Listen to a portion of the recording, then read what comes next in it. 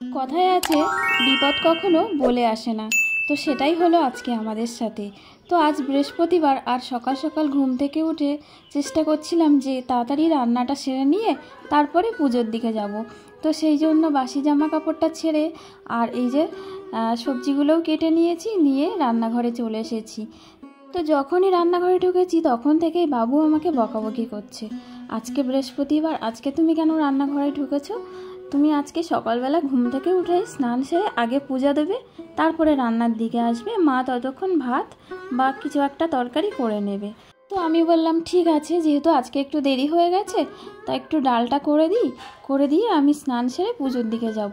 আর এখানে দেখুন আলু, কুমড়ো, পুঁইশাক ডাঁটা এগুলোও কেটে নিয়েছি। আর এই যে মাছের মাথা দিয়ে চচ্চড়ি হবে। আর মা তো ডাক্তারের কাছে গেছিলো, তো ডাক্তার দেখিয়ে মা ফিরছে, তো মাকে কি বললো সবটাই আপনাদের বলছি।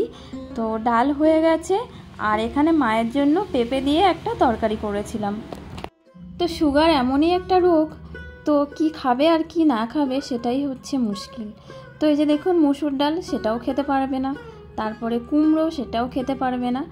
তো ওই জন্য ভেবেছিলাম যে পেঁপে আর মাছ দিয়ে একটা তরকারি করে দিই, তারপরে পূজা হয়ে গেলে তারপরে কিছু করে দেওয়া যাবে, মা এসে যাতে খেতে পারে। তো সেই জন্য এই যে দেখুন পেঁপে দিয়ে মাছের একটা পুরো সাদা তরকারি, এটা মায়ের জন্য করেছিলাম। তারপরে স্নান সেরে ঠাকুরের বাসন মাজছিলাম, এমন সময় ফোন আসলো। তো আমি তখন ঠাকুরের বাসন মাজছিলাম, তো হাত মুছতে মুছতে ফোনের কাছে চলে এলাম।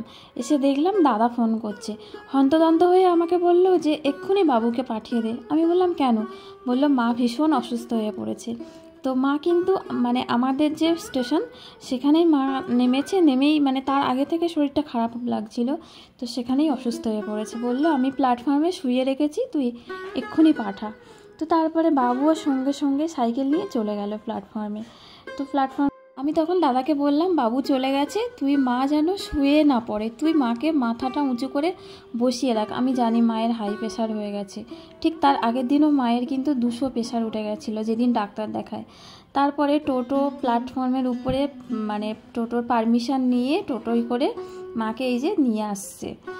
তো বন্ধুরা, মায়ের এখন শরীরের এমনই পরিস্থিতি, মাকে কোথাও একা ছাড়া যাবে না। তো তার আগের দিন রাতে মায়ের ডাক্তার দেখানো হয়েছে। তো মায়ের তো কিডনি যে অবস্থায় আছে তার থেকে মায়ের এখন সবথেকে বেশি সমস্যা হচ্ছে মায়ের প্রোটিন লিক করছে। তো গতকাল ডাক্তারবাবুর কথা শুনে তো আমি তো সেখান থেকেই মুড অফ হয়ে গেছে। কারো ভিডিওও কিন্তু সেইভাবে দেখিনি, আর কমেন্ট করতে তো ভালোই লাগছে না, শুধু শুরু আর শেষ লিখছি, আর কিছুই কিন্তু লিখতে পারছি না। তো এখন দেখুন মাকে এনে এখন মা রেস্ট নিচ্ছে, মাকে এখন হেলান দিয়ে বসিয়ে রাখা হয়েছে। আর আমি এই যে পুজোর দিকে চলে এসেছি। তো আমার কিন্তু পুজোর সব রেডি করতে করতে প্রায় বেলা 1টা বেজে গেছে, মাঝখানে এইসব হলো, তার জন্য পুরো অবেলা হয়ে গেল, কিন্তু কিছু করার নেই, কি করব। তো যাই হোক, আগের দিন যখন মায়ের ডাক্তার দেখিয়েছে তখন ডাক্তার বললেন যে প্রোটিন যদি শরীর থেকে যদি 300 গ্রামের উপরে 300 গ্রামের মধ্যে যদি থাকে, যে 300 গ্রাম বেরোচ্ছে, সেক্ষেত্রে কিন্তু সেটা ট্রিটমেন্ট বা ওষুধ খাইয়ে কিন্তু সেটা কন্ট্রোলে আনা যায়। কিন্তু আমার মায়ের প্রোটিন বেরোচ্ছে 1900 গ্রাম করে, যখন তখন যা তা হয়ে যেতে পারে।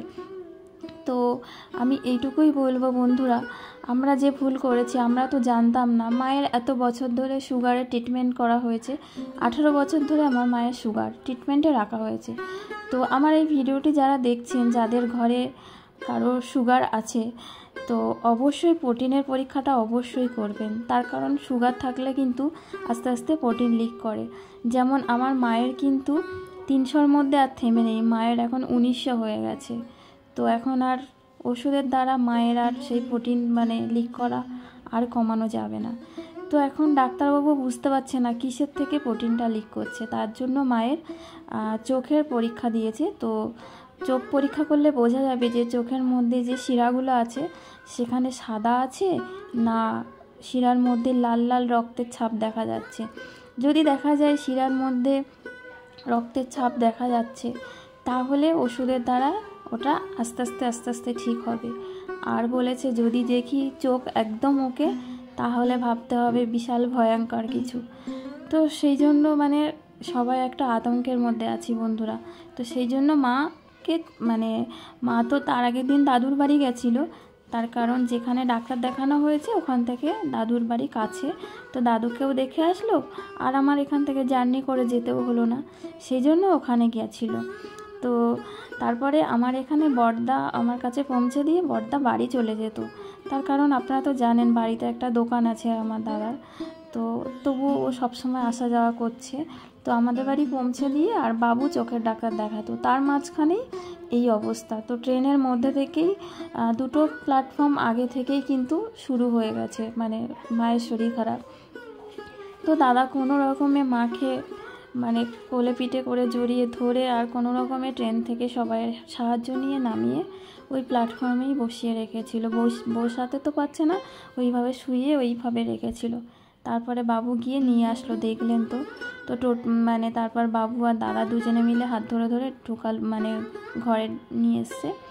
তো যখন টোটোই করে আনছে তখন আস্তে আস্তে অনেকটাই বেটার। তো মায়ের হচ্ছে 200 প্রেশার, ভাবতে পারছেন।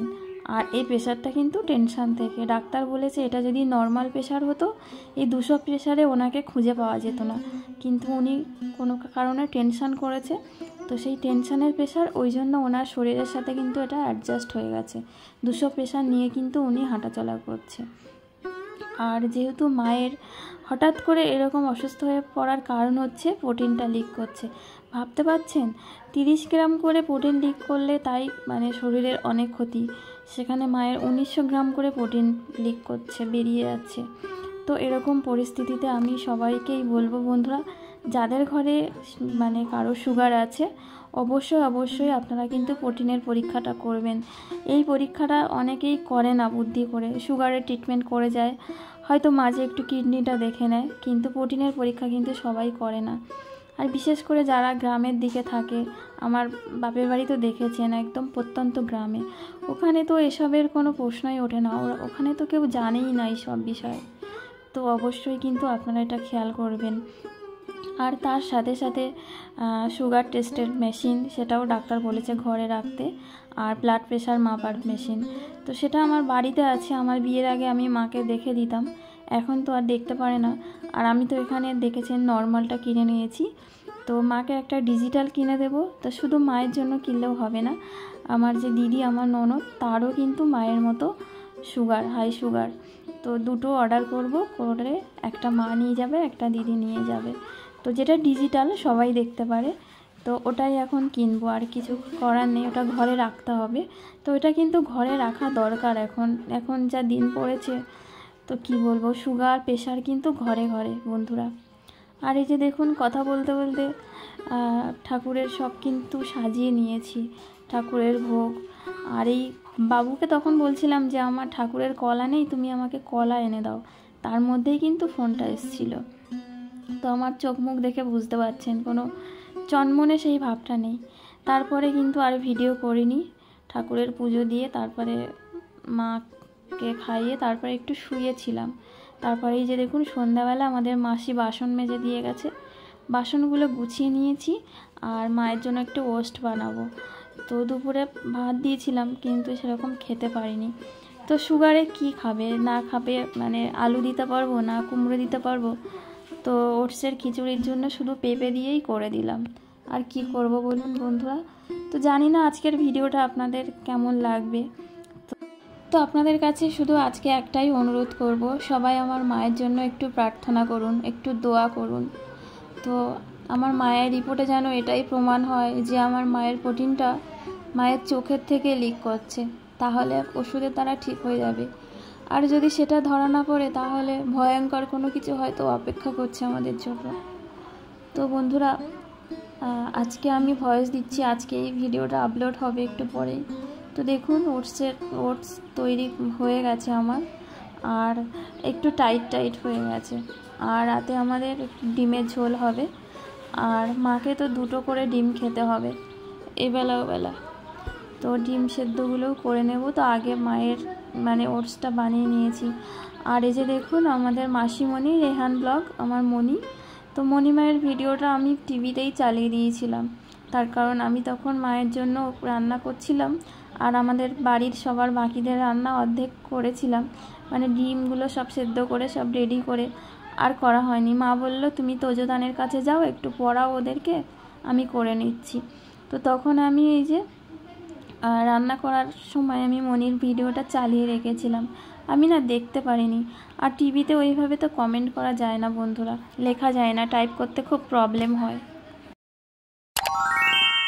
তো বন্ধুরা আজকের ভিডিওটা আর বেশি বড় করছি না, সবাই খুব ভালো থাকুন, সুস্থ থাকুন, আর আমার মায়ের জন্য একটু দোয়া প্রার্থনা করবেন।